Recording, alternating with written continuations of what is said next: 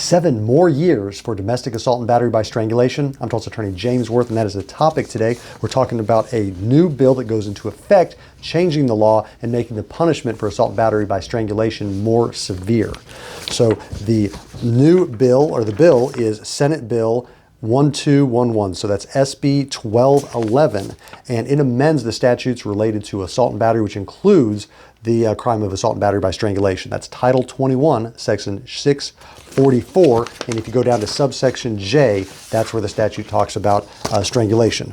So the law provides domestic abuse is willful attempt or offering to use force or violence, and the use of force or violence against a person that you have a relationship with, either household member, significant other, those types of things. It becomes domestic violence, which has separate punishment for it. And then if additionally, as part of that domestic violence, there's strangulation, which is defined as any form of asphyxia, including but not limited to asphyxia characterized by closure of the blood vessels or air passages of the neck as a result of external pressure on the neck, or the closure of the nostrils or mouth as a result of external pressure on the head. So it's important to note here that strangulation doesn't just mean strangulation as far as cutting off circulation in the neck.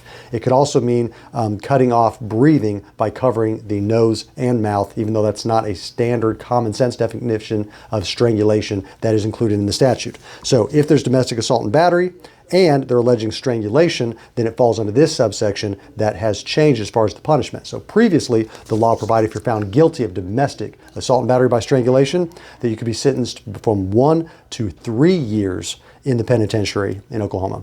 And now that has changed, and now it's between 1 and 10 years and or up to a $20,000 fine. So that punishment is more severe now based on this new law going into effect today, November 1st of 2024. If you've got questions about that on the side of a victim or on the side of a defendant, where we're talking about a criminal defense attorney is needed, that is a situation where you want to talk to somebody privately and confidentially to receive legal advice that is actionable and strategic for your circumstances.